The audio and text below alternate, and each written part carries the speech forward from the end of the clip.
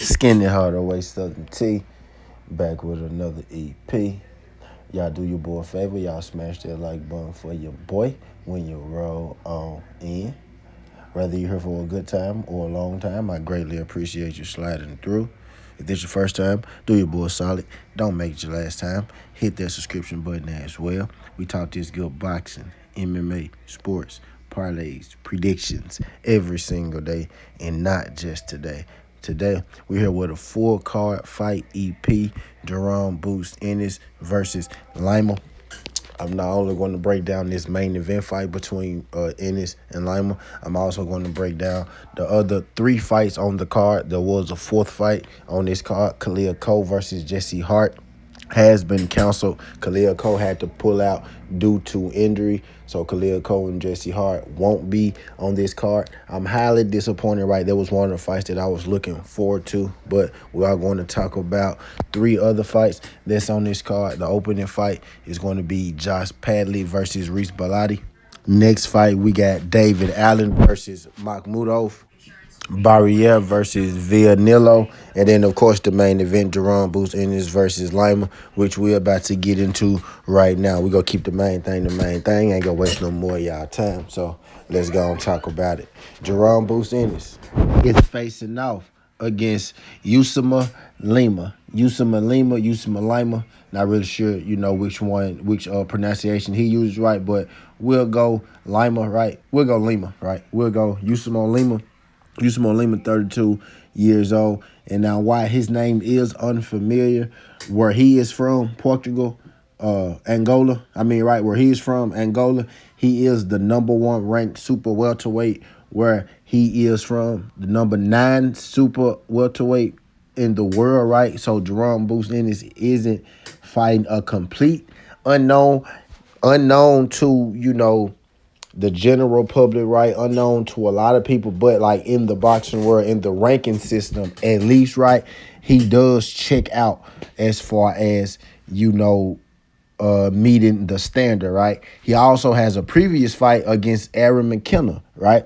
He fought Aaron McKenna in 2023. This is where I picked up on Usima Lima, right?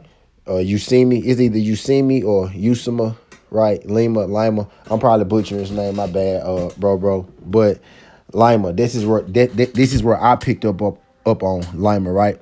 And it was a fight where he lost to Aaron McKenna, right? When UD lost to Aaron McKenna. He also fought Haro Metatrosian, right? Stopped him, right? So not the biggest names on his resume, but Aaron McKenna will probably be the most notable name in which he did lose a UD. This is a guy who I think does deserve respect, right? Especially given that, he has beaten the best people where he is from, right?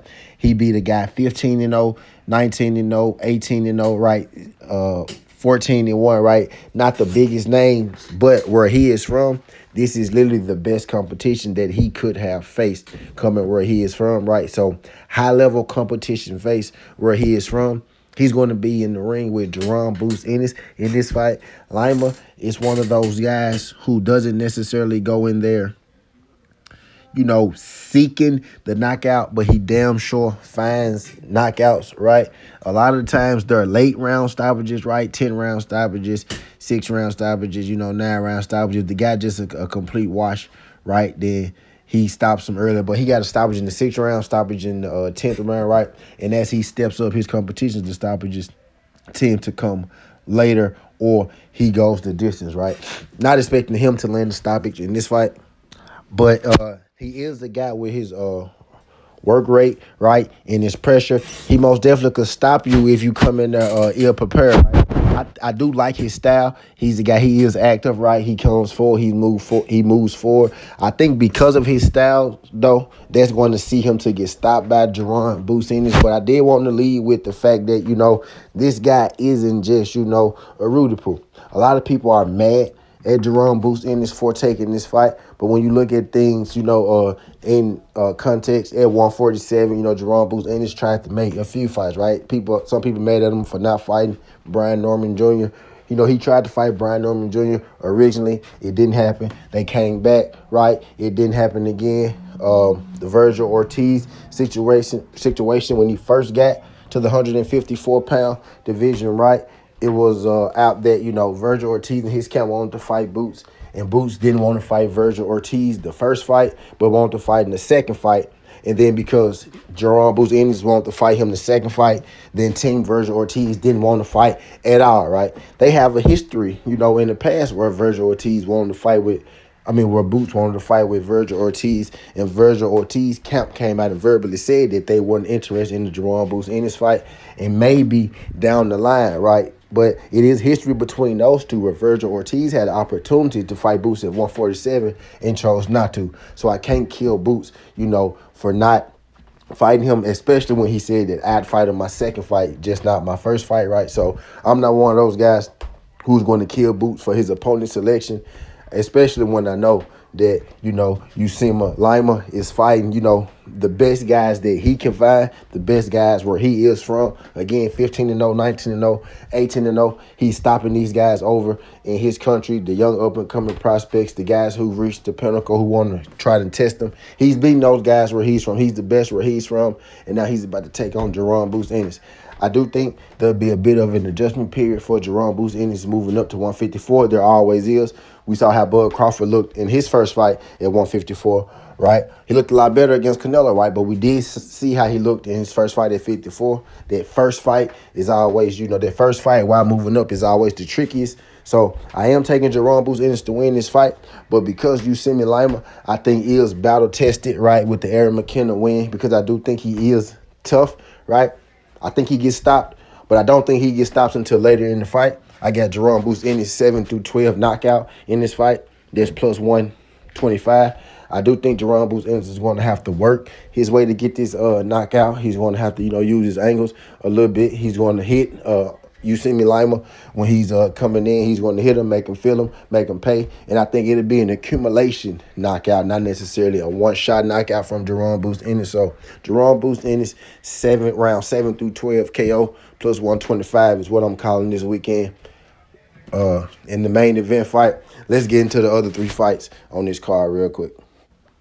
Next fight, we got Josh Padley versus Reese Bellotti. This is going to be a good fight, I think. I think it's going to be a better fight than it looks like on paper, right? Josh Padley is famously known, for giving Shakur Stevenson a hell of a fight. He's fighting Reese Bellotti, grizzly-tested European level veteran, right? Should be a great fight. I think it's going to be a non-stop action kind of fight, right? Highly entertaining, right? Maybe not the biggest names, but I think it's going to be really entertaining when these two step in the ring. I'm going to go with Josh Padley to reign victorious in this. I think Josh Padley has a little more power in his shots. I think Josh Padley is a little quicker to the punch. Reese Bellotti's defense, right, leaves a lot to be desired. I think Josh Padley will be able to land. Josh Padley for the win. I'm thinking it goes the distance, but I can see Padley stopping them late. Josh Padley on the money line, I think, would be the best bet in it. All right, we got David Allen versus Makhmudov. I don't have a whole lot of confidence of Makhmudov. David Allen looked great against Johnny Fisher. Both times ended up stopping Johnny Fisher. I'm going to go with the underdog, David Allen. I got him at plus 110. I think he's about plus 100 right now. You may want to go and get in on this while you still have time. These are two heavyweights these guys are going to punch. I think David Allen will catch Makhmudov, after... I think he'll catch him with like an overhand. Makhmudov will swing the David Allen the duck. He'll catch him with, one of those hooks coming in. David Allen for the win. Think David Allen stoppage. This fight's not going the distance for sure. All right, last but not least, we got Barrier versus Villanello. And when I first looked at this fight, right, on paper, I was like, okay, I got a chance to fade Villanello. But the more I looked into it, I'm actually going to go Villanello in this. I think he has more in his offensive bag. Barrier has a great jab, right, but that's pretty much all he has. Villanello has, a toolbox of weapons on offense. He has a good jab. He does nice body work. He has hook. He uses his uppercuts. I think as long as he doesn't gas, he should be able to outbox Barrier, who's extremely patient. Villanello is going to be the more active fighter in this as well. And I also like his IQ. I think he's been in there with tougher guys. So I'm going to lean on the experience and the boxing IQ of Villanello. Villanello for the win over Barrier.